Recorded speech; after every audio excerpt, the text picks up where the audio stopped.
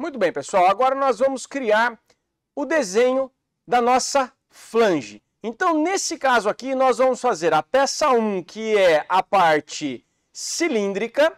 Vamos fazer a 2 e a 3 e depois vamos fazer a nossa porca, que vai ser a peça número 4. Então, aqui nós vamos ter o nosso primeiro conjunto para a gente estar trabalhando. Então, vamos lá.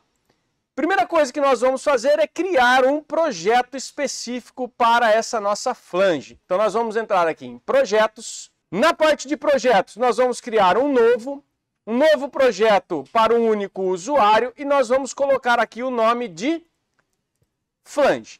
Dessa forma, nós vamos entrar aqui nos 3 pontinhos, vamos lá na área de trabalho. Nessa área de trabalho, nós vamos criar uma nova pasta também com o nome de flange. Vamos clicar em cima da nome flange, vamos dar um OK. Dessa forma, ele vem aqui para C, OneDrive, área de trabalho, flange direitinho. Vou mandar encerrar, pronto.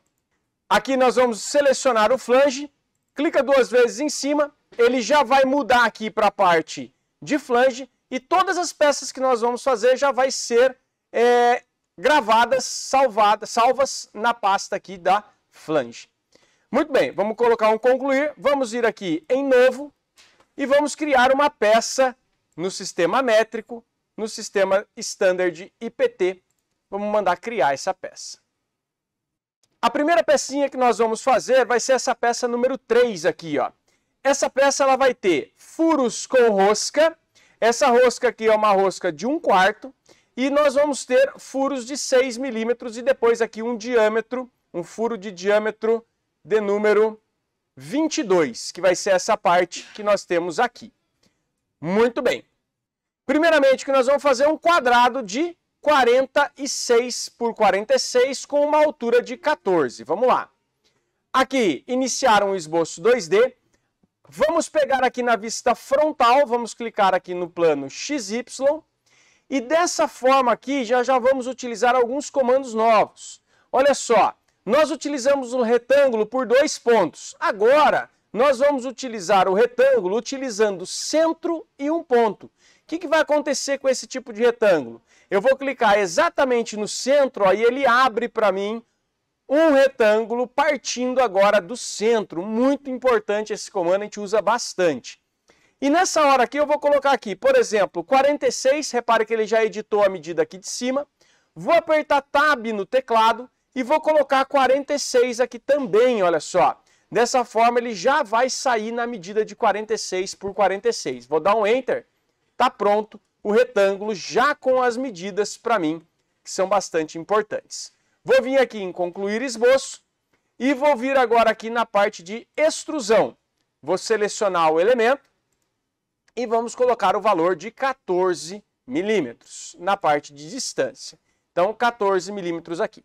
Nesse nosso caso, o que acontece? Eu tenho a vista frontal e ele está vindo para frente aqui, ó. Eu não quero que ele venha para frente, eu quero inverter. Então, eu ponho invertido, ele já joga lá para o outro lado. Eu vou escolher esta opção para a gente estar fazendo. Vou dar um OK. Dessa forma, você vai começar a perceber que todos os sketches que eu crio aqui, os esboços que são criados, eles são consumidos pelas extrusões. E aí, o que a gente pode fazer? Se você, por exemplo, Daniel, eu gostaria de continuar utilizando esse esboço para mais situações. O que eu posso fazer? Você pode fazer o seguinte, você clica com o botão direito em cima do esboço e vem aqui, ó, e seleciona o compartilhar esboço. Quando você coloca o compartilhar o esboço, você vai perceber que vai aparecer uma indicação com alguns círculos aqui embaixo. E esse esboço 1, ele passou a ficar lá em cima de todo mundo. Isso quer dizer que eu posso utilizar ele mais vezes, caso seja necessário. Dessa forma, eu vou fazer aqui alguns pontos para ser o centro dos meus furos. E o que eu posso fazer? Eu posso utilizar o mesmo esboço para fazer esses pontos. Olha só, eu clico com o botão direito em cima do esboço 1, entro em editar esboço, porque agora eu vou estar fazendo uma edição. Ele entrou aqui na parte de edição do esboço. Repare que ficou tudo cinza, apenas o esboço 1 ele ficou em branco, quer dizer que é ele que eu estou editando. Dessa forma, olha que interessante o que eu vou fazer aqui. Eu vou clicar aqui na construção, linha de construção, que é esse ícone vermelho que eu tenho no canto superior direito. Vou clicar aqui novamente no item retângulo com o início no centro. Vou clicar no centro da minha figura e vou abrir mais um retângulo, olha só. E esse retângulo ele vai coincidir em cima dessa linha aqui. Coloquei ele aqui. Repare que esse círculo ele veio como linha vermelha tracejada. Esse quadrado, ele vai servir apenas de referência. Referência para quê? Eu agora aqui eu vou fazer uma medição de 31 por 31. Então eu vou voltar lá no meu desenho, vou colocar aqui a cota, clico em cima dessa linha, ponho 31 para ele, 31, Enter, e aqui ó, ele já vai ficar com 31. Ele nem vai aceitar colocar essa cota. Por quê? Como aqui tem 46 por 46 e eu mandei ele fixar nesse cantinho, colocou 31, ele já vai ficar com a altura de 31 também. Se eu mandar aceitar, ele vai vir com uma cota entre parênteses. Essa cota entre parênteses, ela só serve para você se basear. Por exemplo, se eu tentar editar ela, clicar 2 vezes em cima dela, ela não deixa ser editada. Então, se eu clicar nessa daqui de 31, aí essa daqui eu posso editar. Posso, por exemplo, colocar 30. Essa que está entre parênteses acompanha a cota de 30 aqui. Muito bem, vou manter 31. O que eu quero fazer agora aqui? Agora eu vou tirar essa linha de construção, porque eu não quero mais desenhar com construção. Vou vir aqui no ponto e vou fazer, ó, vou clicar 4 pontos nas extremidades aqui, ó. 1, 2, 3, 4 pontos. O que acontece? Eu certinho acertei aqui, ó, aonde vai ser o centro dos meus furos. Vou clicar em concluir esboço. Repare que agora apareceu o centro dos furos aqui para mim. Como esse sketch ele está compartilhado, quando eu entrar no furo, ele vai colocar um furo nesse elemento aqui para mim. Ele está falando aqui, eu vou colocar ele sem acento. Ele não vai ter nenhum tipo de acento, ele vai ser um furo passante. Então, olha lá, furo passante. Ele já indicou que vai fazer nos 4 lados, mas eu não quero nos 4 lados. Então, por exemplo, eu seguro o Ctrl, clico em cima desse elemento para ele ser removido, clico em cima desse elemento também para ele ser removido. Então, ele só vai fazer nesses 2 pontos aqui, ó.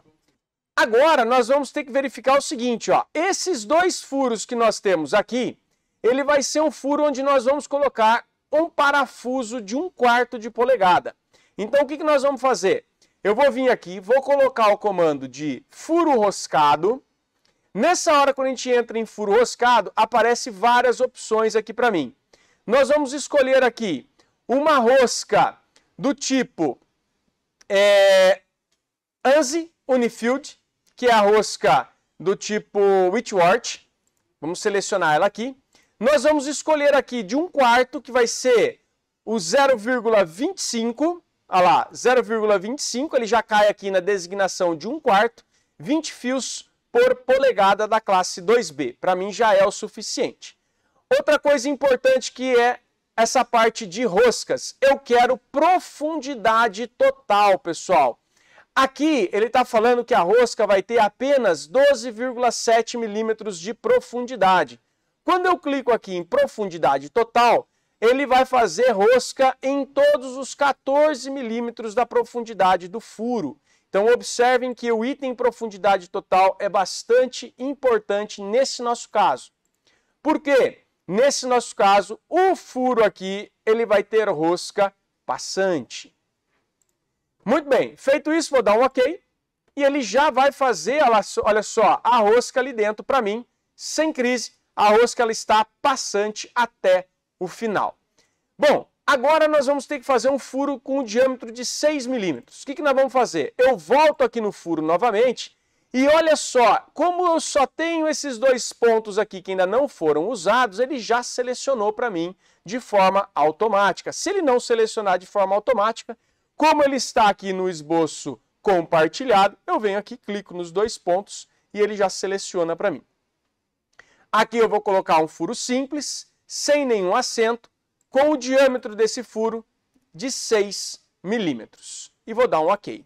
Esse 6 milímetros, ele está aqui, olha só, esse diâmetro aqui de 6 milímetros para mim.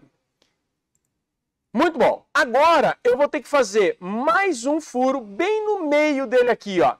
Esse ponto aqui ele não entendeu ainda como um ponto. Então, se eu entrar aqui na parte de furação, ele não tem nenhum ponto para ser consumido. Então, não vai dar certo.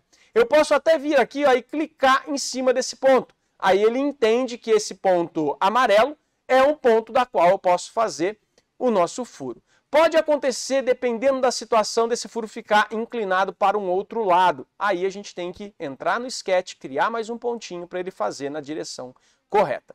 Nesse caso, funcionou perfeitamente. Aqui eu vou fazer um furo de diâmetro de 22 milímetros, passante, e vou dar um OK. Fechou. Essa daqui é a situação que eu precisava para essa minha peça.